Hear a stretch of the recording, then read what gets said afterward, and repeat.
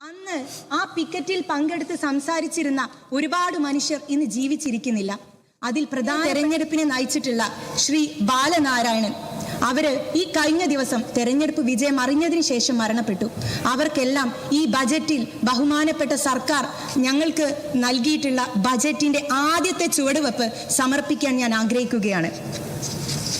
Sir, മുൻ KPCC അധ്യക്ഷനും ധനകാര്യ മന്ത്രിയുമായിരുന്ന ഡോക്ടർ KG അടിയോടി എന്ന വലിയ മനുഷ്യൻ പേരാമ്പ്രയിൽ കൊണ്ടുവന്ന വികസനങ്ങളുടെ മുകളിൽ ഒരു കല്ലെടുത്തു വെക്കാൻ പോലും കഴിയാത്ത ഇരുണ്ട കാലമാണ് പേരാമ്പ്രയെ സംബന്ധിച്ചിടത്തോളം കടന്നു പോയിട്ടുള്ളത്.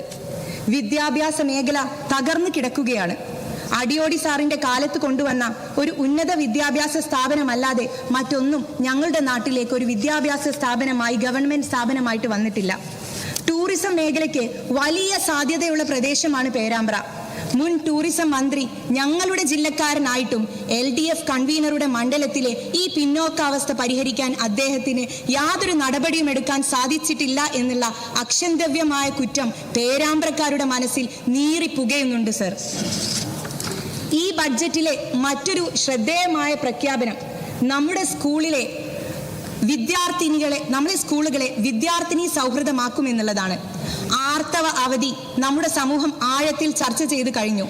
പെൺകുട്ടികൾക്ക് ആർത്തവ സമയത്ത് വിശ്രമിക്കാൻ ഹോട്ട് ബാഗുകൾ, ഫുഡ് മസാജർ, ചുടുവെള്ളം ഉൾപ്പെടെയുള്ള ലഭ്യമാകുന്ന റീക്യൂപ്പറേഷൻ പോഡുകൾ തുടങ്ങാൻ സാധിച്ചാൽ അതൊരു വലിയ അനുഗ്രഹമാകും, ആശ്വാസമാകുമെന്ന് ബഹുമാനപ്പെട്ട മുഖ്യമന്ത്രിയോട് പറയാൻ ആഗ്രഹിക്കുകയാണ്.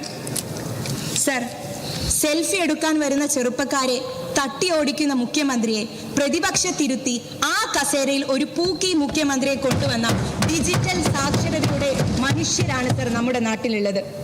ബഡ്ജറ്റ് പ്രസംഗത്തിലെ പേജ് 34 പോയിന്റ് 56 പറയുന്ന ഡിജിറ്റൽ ധാർമ്മികത, സ്വകാര്യത സംരക്ഷണം, സൈബർ സുരക്ഷ, മാനുഷിക മൂല്യങ്ങൾ സംരക്ഷിക്കുന്നതിന് വേണ്ട ഒരു കോഡ് ഓഫ് കണ്ടക്ട് രൂപീകരിക്കാനുള്ള ശ്രമം നടത്തണമെന്ന് അഭ്യർത്ഥിക്കുകയാണ്. സ്വകാര്യതയിലേക്ക് കടന്നു കയറുന്ന ഓൺലൈൻ മീഡിയകളെ റെഗുലേറ്റ് ചെയ്യാനുള്ള നയം കൂടി സ്വീകരിക്കണമെന്ന് ഞാൻ ആവശ്യപ്പെടുന്നു. സർ, ദീർഘവീക്ഷണത്തോടെ യാതൊരു പുതിയ നികുതിയും സാധാരണക്കാരന്റെ മേൽ അടിച്ചേൽപ്പിക്കാത്ത ഒരു ബജറ്റാണ് ബഹുമാന്യനായിട്ടുള്ള മുഖ്യമന്ത്രി ഈ സഭയിൽ അവതരിപ്പിച്ചത്. കേരളത്തിന്റെ തീരദേശത്തെയും സമുദ്രത്തെയും ഉപയോഗപ്പെടുത്തി കൃത്യമായ ആസൂത്രണത്തോടെ മുന്നോട്ട് വയ്ക്കാൻ വിവിധ പദ്ധതികളിലൂടെ ഈ ബഡ്ജറ്റിന് സാധിച്ചിട്ടുണ്ട്. സർവ്വ മേഖലയിലും ഭരണമാറ്റത്തിന്റെ ഉണർവ് പ്രകടമാണ്. ഓപ്പറേഷൻ തൂഫാൻ അതിനൊരു ഉദാഹരണമാണ്.